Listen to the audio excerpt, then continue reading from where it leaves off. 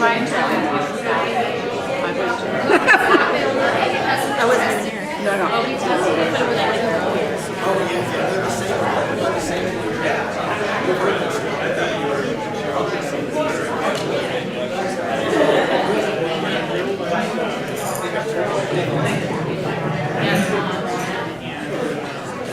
Hi everybody, welcome Dr. Robinson, Patrick and Megan. Really exciting new era in stroke.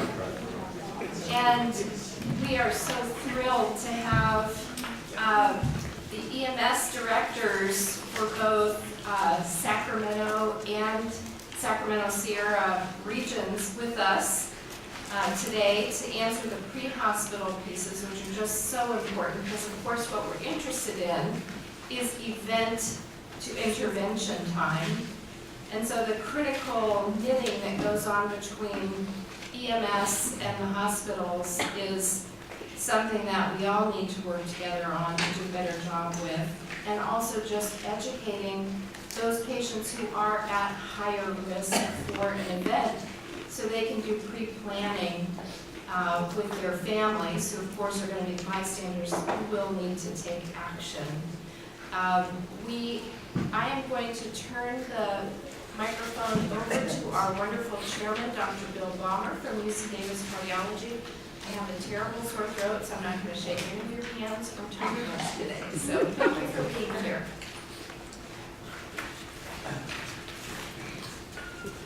Thank you very much for coming today. Based on the weather, we will have our next meeting in shorts with the outfit. If it really gets hot, we're on the river here, so bring your swimsuits and we can cool down during the meeting. So we're happy that you took time out of your busy day today to come here. We're delighted because I think this is a very important topic that we're going to be covering today.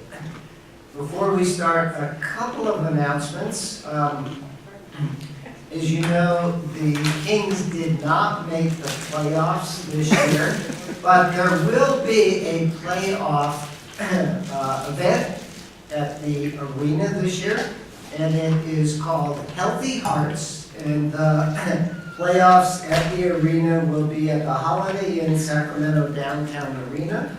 Healthy Hearts California Conference is a two-day conference that has been put together by CDPH to improve health in this community and in this area, and it provides a series of educational talks and outlines of data to establish a collaborative approach to reducing high risk of cardiovascular disease in the Sacramento area.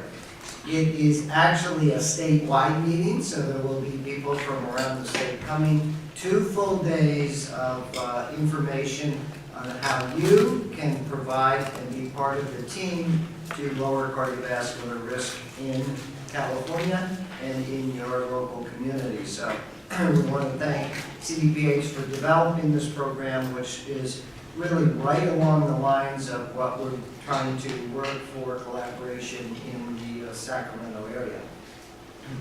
So that's the announcement. We will not have a July meeting for RightCare, so you actually get vacation. So whether you want to go to Disneyland or wherever, you make the call at that point in time. Today we're going to introduce a number of speakers, but I wanted to do it a little bit sequentially at this point. And so I think we're ready to start, and if I could get my slides up.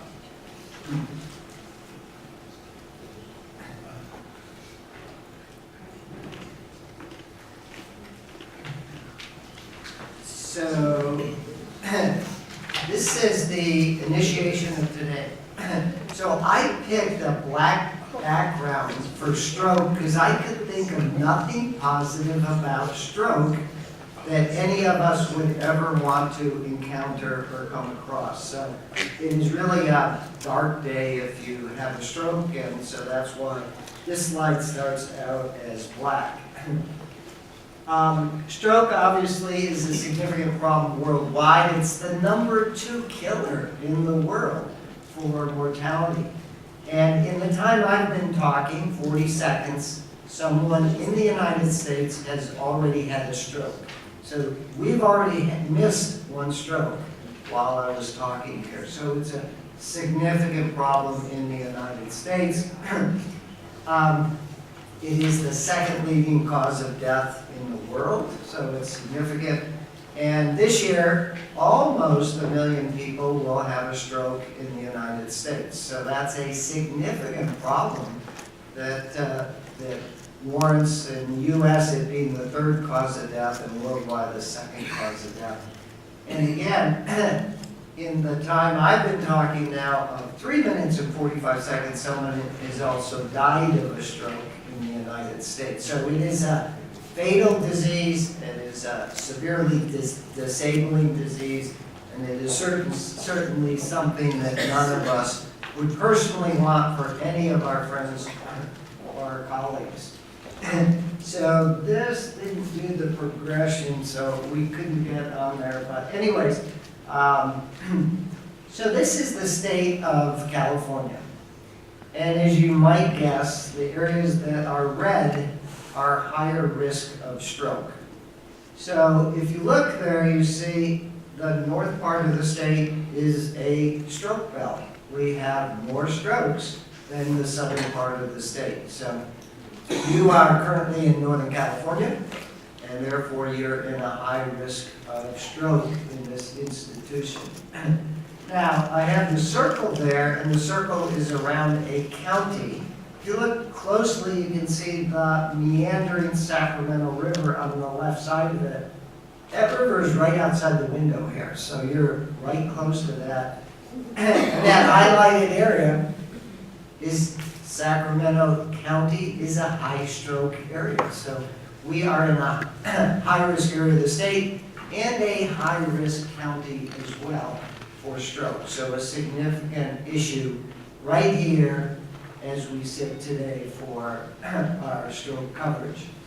Now, if we break down Sacramento County further, what we see the darker blue and the red on the right there is Sacramento County zip codes.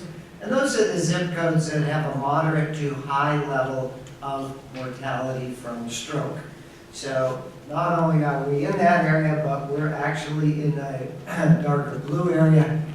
You're in the high-risk part of the state, you're in a high-risk county, and you're actually sitting in a high-risk zip code at this point in time. So you are at the center of stroke, and so stroke awareness is going to be very important for us to reduce that.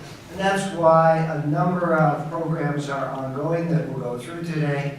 And also, as I said, the emphasis from CDC and CDPH is to address this higher risk of stroke that we see in this area.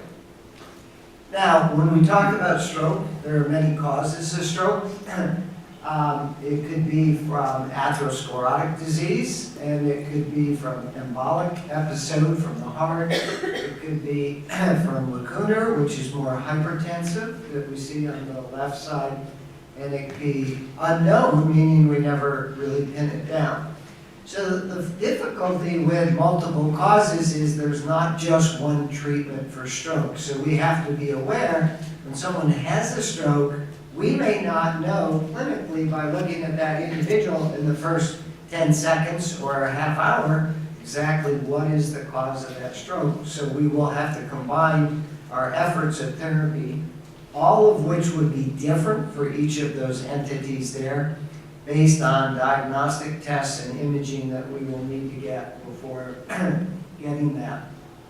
So knowing that there are multiple causes of stroke, there are obviously multiple therapies for stroke.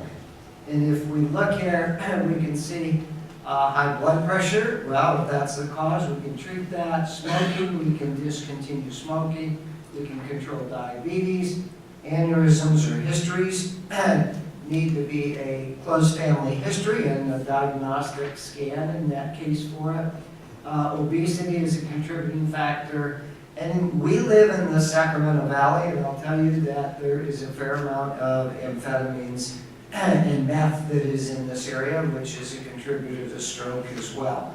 So each of those is a different type of treatment. In general, we want you to be physically active, not to smoke, have a healthy weight, healthy diet as well, and reduce stress. So when you go back to work today, make sure you put reduce stress on the top of your list for that. So those are the different entities that we have for stroke. And I guess, we can capsulize it a little bit into the following. Reduce your risk is New York, the National Stroke Association has 4 H's. Look at your heredity, high blood pressure, heart disease, high cholesterol. Maintain or control all of those. Make sure you stop smoking, have a healthy weight, drink reasonably, and control diabetes at the same point in time for that. So with that, and this being a high-risk area, as you know, the CDPH has developed the Prevention Forward program with funding from CDPH for that, looking and focusing on 10 counties with higher stroke rates. And you'll notice that RightCare initiative is right here as part of that focus for the Prevention Forward plan. So the best way to handle a stroke is not to have it, is to prevent it. So that's the importance that we can 100% eliminate the disability of stroke if you never get one. So prevention is the one way and the only 100% effective treatment to prevent the disability possibilities of a stroke that we'll get into. But if you practice prevention and you still come across having a stroke, then you, in fact, are at risk and require acute treatment for that stroke. So I'm showing this, and Brian is on his way up to show the slide. This is a RightCare member. This is a member of the RightCare initiative, Chuck, who, despite prevention and everything else, had a stroke. And we're now going to play the video, because he could not be here today, of his stroke. Hi, I'm Chuck Tennisgetter, and I'm a stroke survivor. Because of my experience, I co-founded the Stroke Awareness Foundation to be of help to you and your family. Stroke is non-discriminatory in its devastation, hitting across all ethnic backgrounds and ages. Stroke is the #5 killer and the #1 disabler, leaving chaos behind. Immediate action is critical if you suffer stroke symptoms. As seconds tick away, so does the functionality of your brain. Visit strokeinfo.org or learn more and download our free life-saving app. It might just save your life or that of a loved one or a friend. Again, that's strokeinfo.org. Please do so today.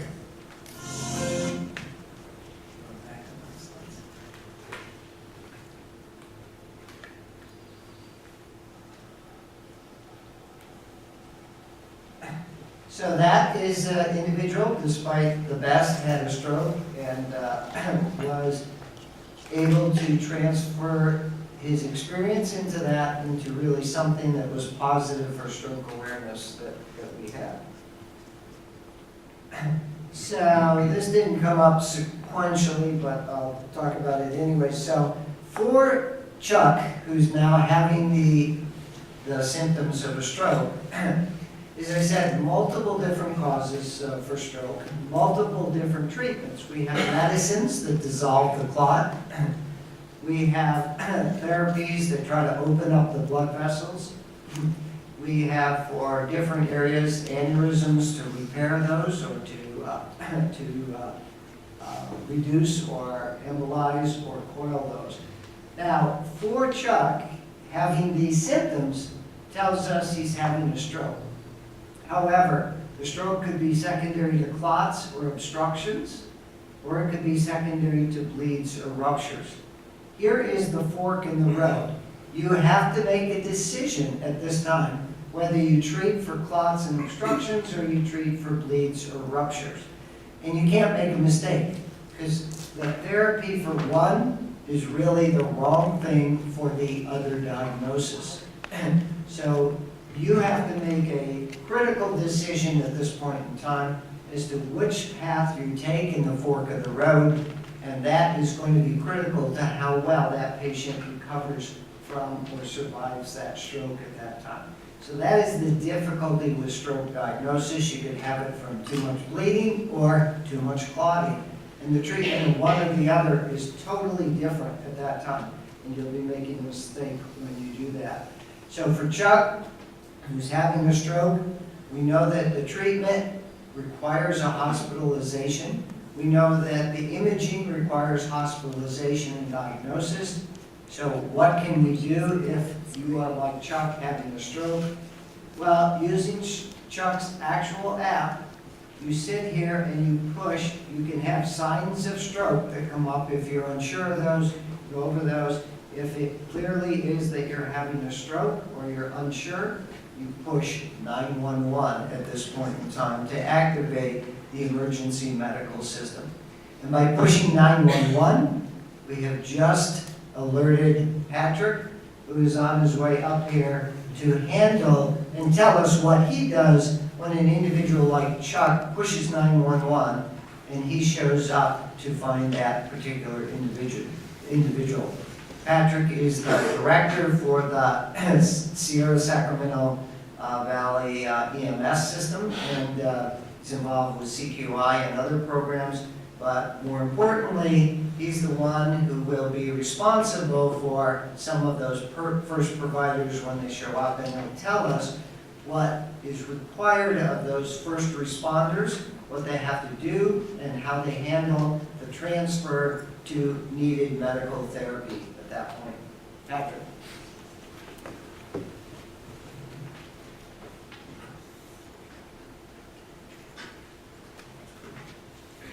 Hello everyone, thank you for being here. As Doc said, my name is Patrick Comstock. I'm the QI coordinator for Sierra-Sacramento Valley EMS Agency. I'm going to talk to you about some pre-hospital situations and strokes. I'm going to talk about what we do in the pre-hospital setting, how to diagnose or make a field impression of a stroke, as well as what we're going to do in the future to hopefully hurry along the process to try and get these stroke patients to the correct facilities as quickly as possible. There are 58 counties in California. This is the second time you've probably seen the map of California today. There's 58 counties. There's 33 local EMS agencies. A local EMS agency is responsible basically for the day-to-day workings of the emergency systems, emergency medical systems in California. Of those 33, 26 are single LIMSAs, single county LIMSAs, such as Sacramento. If you look at the top orange, that's one of the 7 multi or regional LIMSAs, and that's where I work for.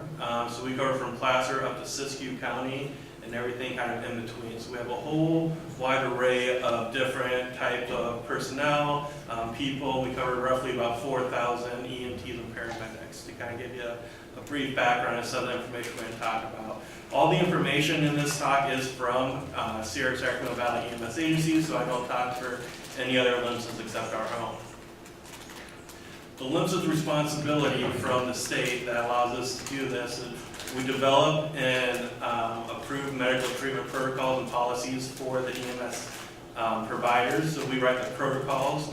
We meet with ER docs, cardiologists, any type of doctor you can think of to help write these protocols, which is the next bullet point. We get everyone together and we try and get the best teamwork and the best medical field personnel together to write these protocols. We also designate stroke centers and other specialty centers, STEMI centers, and trauma centers for the state of California. One thing that we'll talk about later on is we also determine the ambulance patient destinations, so we can bypass a hospital if need be for a specialty patient. And that's going to come into play later on in our talk of what do we do with these stroke patients when we diagnose them or make a field impression in the field of a stroke. What we do for SSV EMS for a stroke patient is the first thing we do is an assessment. So when Chuck called 911 and the paramedic got there, we do an assessment. That assessment includes, but not limited to, vital signs. We do put them on the heart monitor. Hopefully, we do a 12 lead. Our statistics show it takes about 90 extra seconds for us in the field to do a 12 lead on a stroke patient. As well as we do a Cincinnati pre-hospital stroke scale and get a blood sugar to make sure we're kind of crossing off all of our underlying causes to make sure that this is a possible stroke. Okay. The medics will think it's a stroke if they have one of the two next things, an onset of an altered level of consciousness with an abnormal Cincinnati pre-hospital stroke scale, so slurring the words, weakness, droop of one side or the other, and a new onset of stable glaucoma scale of less than 13 or less than 14, excuse me, without knowing what the underlying cause is. So with those things, they'll be thinking a stroke. And so as soon as they have the stroke button typed in their head, their on-scene time for our area is about 11 to 12 minutes. So the time they step off the rig to get the patient loaded and going down the road, by 11 to 12 minutes. So what they're doing as well is they're determining when the onset happened. That is very important for the hospital. That's one of the most important information of when did this start? When was the last time this person was last seen well?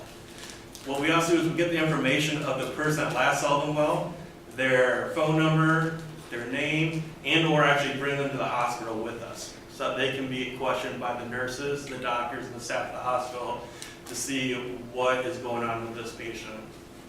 We limit on-scene procedures, so the IVs and all that stuff we can actually do going down the road. So we'll have to sit there and wait to do that. Those things we can do. And we can transport to a stroke receiving center with a stroke alert. So we'll say, hey, we have a stroke coming in. Chuck's coming in because his symptoms started 24 hours or less than when they called us.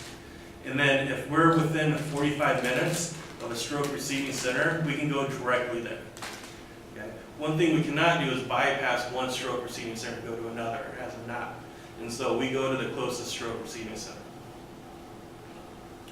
One thing I did last year, from January 1st to the end of June, so roughly a year ago, is I looked at 3 different facilities, 3 different hospitals in our area. One in the southern part, one in the middle part, and one in the northern part. And I looked at all of the stroke patients that we brought them. I wanted to see, 1, if we actually identified all the strokes. 2, how good were we? And 3, what happened to those patients? Did they actually get treatment?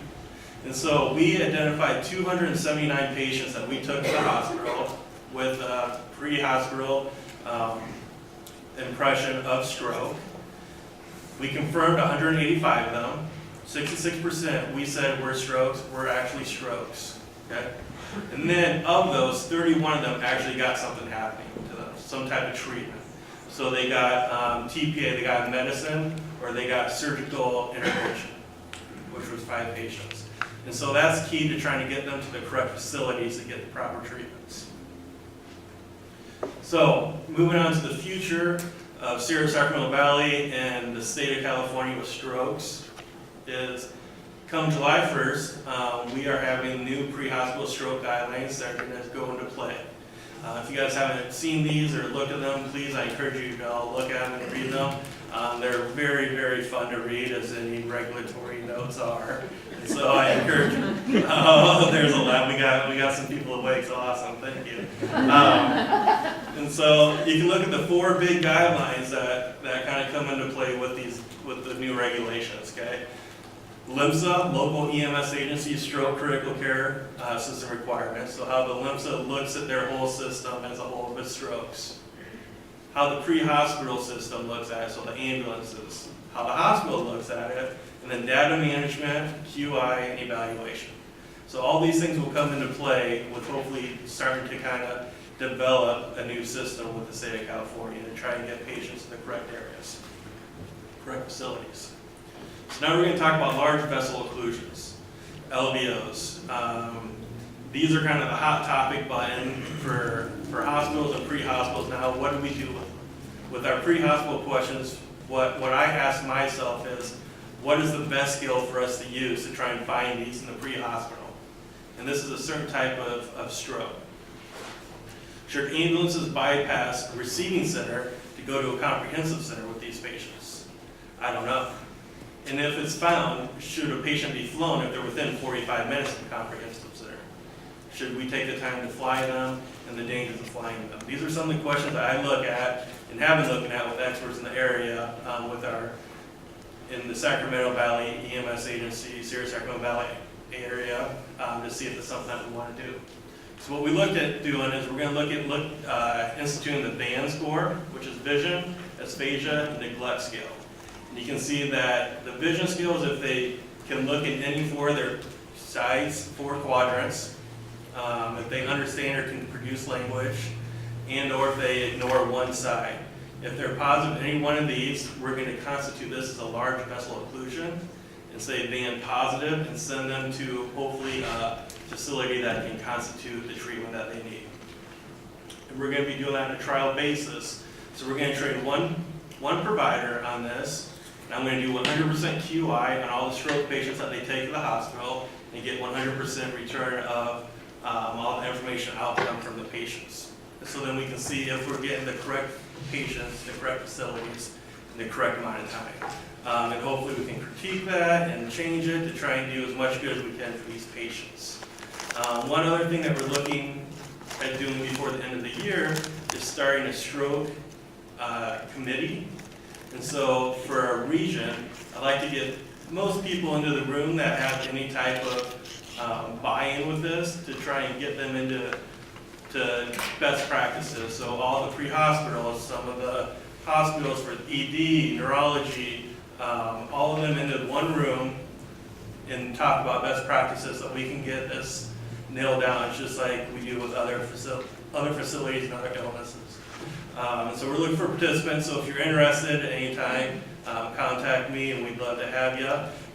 This talk took roughly about 12 to 13 minutes, which is the exact amount of time that it takes for our medics to get off the rig, get the patient rolling down the road, okay, with a stroke patient. And so the amount of time I took, they did the 12 lead, they did their stroke scales, they did the blood sugars and all that, and got going down the road to the hospital. And the next step in the patient is getting to the hospital and what they do there. And there, I will lead you guys at the next stop, the hospital. Thank you very much.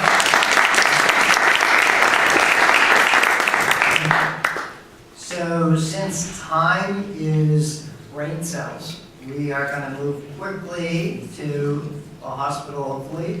Kwan is the Director of Vascular Neurology at UC Davis, and he will be, in fact, responsible for receiving this patient who we just transported there. And he's going to present what his decision process is when the patient comes in and what options he has to offer the patient. Thank you.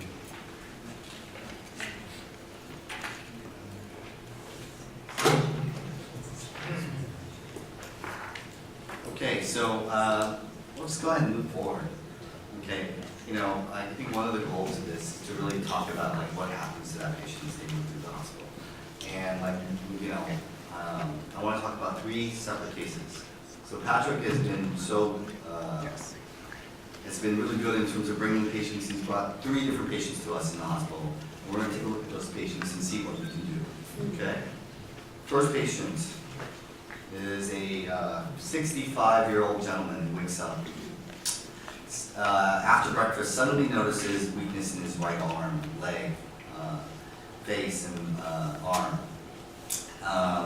His wife asked him a question, and then he's slurring his speech. It's difficult to understand.